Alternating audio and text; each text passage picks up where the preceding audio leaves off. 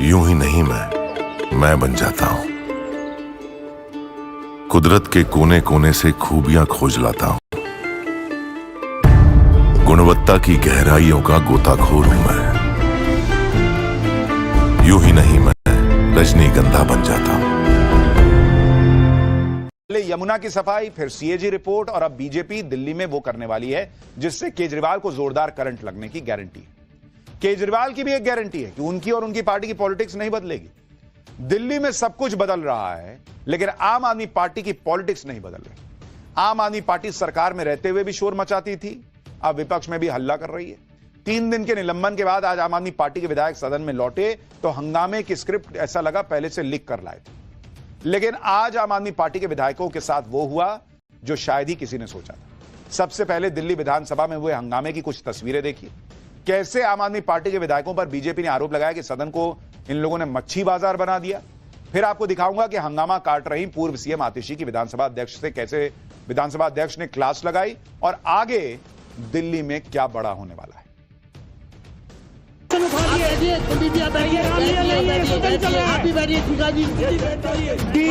जितनी भी कमियां रही हो, परंतु एक अच्छी बात आम आदमी पार्टी के नेताओं में ये जरूर है कि आखिरी में गलती मान लेते हैं। गैर संवैधानिक तरीके से रोका और रूल बुक के अनुसार नहीं रोका, कोई ऑर्डर नहीं पास किया। ये चेयर की रूलिंग है और मैं इसको स्पष्ट कर रहा हूँ। मैं चेयर पे बैठा ना, मैं तुम्हें तुरंत बाहर निकालूंगा। क्या है ये सदन? ये मच्छी बाजार नहीं है, ये तुम्हारा सदन नहीं है। ऐसे हुआ होनी चले मत ऐसे होनी चलेगी। चोरी खुलेगी, तुम्हारी चोरी खुली भी गई है और तुम ईमानदार तुम चोर लोग हो। दिल्ली विधानसभा में आम आदमी पार्टी की बोलती तो तभी से बंद है जब से सीएजी की रिपोर्ट आई है। सीएजी की रिपोर्ट में आम आदमी पार्टी के भ्रष्टाचार की पोल खुलनी शुरू हुई, तभी से आम आदमी पार्टी के नेताओं की धड़कनें बढ़ी। बीजेपी ने जब से कहा कि आम आदमी पार्टी के भ्रष्टाचार की पोल खोलने वाली 10 से 12 रिपोर्ट अभी आनी बाकी है, तब से तो आम आदमी पार्टी के सारे गियर डाउन हो गए। इसलिए विधानसभा में भी आम आदमी पार्टी के नेता बीजेपी पर सीधा हमला नहीं बोल रहे। आज पूर्व सीएम आतिशी विधानसभा में रूल बुक लेकर आए और विधानसभा अध्यक्ष विजेंद्र गुप्ता से भिड़ गई, लेकिन विजेंद्र गुप्ता ने इस बार आतिशी को कोई मौका नहीं दिया। देखिए वहां पर क्या हुआ है रूल बुक को लेकर, फिर आगे की बात बताता हूं।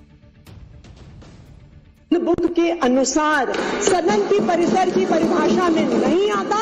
आपने हमें गेट के अंदर आने से रोका, गैर कानूनी तरीके से रोका, गैर संवैधानिक तरीके से रोका और रूल बुक के अनुसार नहीं रोका, कोई ऑर्डर नहीं पास किया। अब आप बैठिए, आपका विषय पूरा हो गया। अब मैं फिर स्पष्ट कर रहा हूँ, ये चेयर की रूलिंग है और मैं इसको स्पष्ट कर रहा हूँ। बैठ जाइए आप। सदन के जो डी है वो पूरी तरह स्थिति को स्पष्ट करता है। विपक्ष अगर रूलिंग को और रूल बुक को अन्यथा लेगा तो कोई भी सदस्य, पक्ष का या विपक्ष का, वो इसके लिए परिणाम के लिए जो है वो एक प्रकार से वो समझ ले कि इसका परिणाम क्या होने वाला है। आप देखिए, एक तरफ जहां आम आदमी पार्टी के नेता एजेंडा सेट करने में फंसे हुए हैं, दूसरी तरफ दिल्ली में बीजेपी की सरकार बने 12 दिन हुए हैं और ताबड़तोड़ काम हो रहा है। दिल्ली में नई सरकार क्या क्या कर रही है उसके बारे में आपको बताता हूं। दिल्ली के मंत्री ग्राउंड पर है, कोई पानी की किल्लत देख रहा है, कोई सड़कें ठीक करवा रहा है, कोई प्रदूषण से लड़ रहा है। इसी बीच अमित शाह ने भी दिल्ली पुलिस के साथ मीटिंग की है, जिसके बाद तो दिल्ली पुलिस आरोपियों को ठोक रही है। दिल्ली में बीजेपी की सरकार आने के बाद दिल्ली पुलिस ने गियर चेंज कर लिया, तो दूसरी तरफ बीजेपी के विधायक आम आदमी पार्टी के नेताओं पर फायर है। आज विधानसभा में चर्चा के दौरान जब आम आदमी पार्टी के विधायकों ने प्लेकार्ड दिखाने शुरू किए तो बीजेपी विधायक मोहन सिंह बिष्ट ने उन्हें बाहर निकाल देने की बात कह दी। सुनिए वहां पर क्यों मछली बाजार का जिक्र हो गया, इसके बाद बताता हूं कि आम आदमी पार्टी के विधायक गोपाल राय की बोलती कैसे बंद हो गई। सदन की कोई मर्यादा है यदि, अरे मैं बता रहा हूं तुम्हें, सुनाओ। ये तो अध्यक्ष जी का तुम्हें धन्यवाद करना चाहिए। जिस दिन मैं चेयर पे बैठा ना, मैं तुम्हें तुरंत बाहर निकालूंगा। क्या है ये सदन? ये मच्छी बाजार नहीं है, ये तुम्हारा सदन नहीं है। दिल्ली के लोगों ने हमको चुन के भेजा। ये प्ले कार्ड दिखाना क्या है? अध्यक्ष महोदय, आप चेतावनी देवे, दोबारा कोई प्ले कार्ड नहीं दिखाना चाहिए। Mohan Singh based play card दिखा रहे हैं, आम आदमी पार्टी को अल्टीमेटम दे रहे हैं। तो बीजेपी के विधायक कुलवंत राणा ने आम आदमी पार्टी के एक विधायक की ऐसी क्लास लगाई कि स्पीकर विजेंद्र गुप्ता को बीच बचाव करना पड़ गया।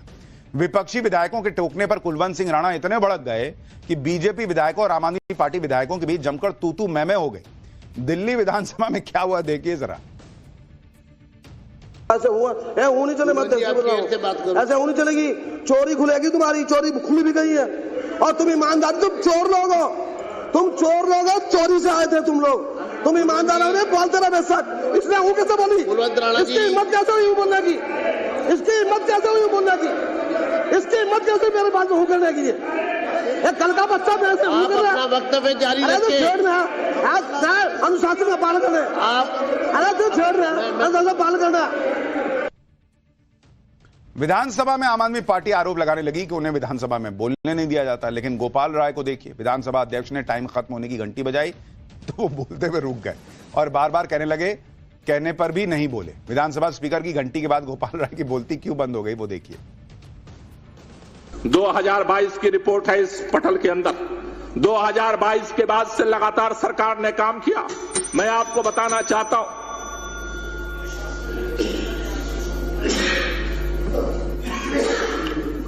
पूरा करिए ना। आपने घंटी बजाई। हाँ, घंटी दे दिया कि समय हो रहा है, उसको समाप्त कीजिए। बंद कर दिया, जैसे आप ठीक समझे बंद कर दिया। बताइए।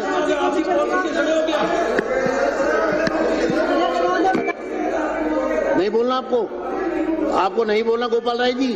मैं अगले वक्ता को बुला रहा हूँ। शिखा रॉय।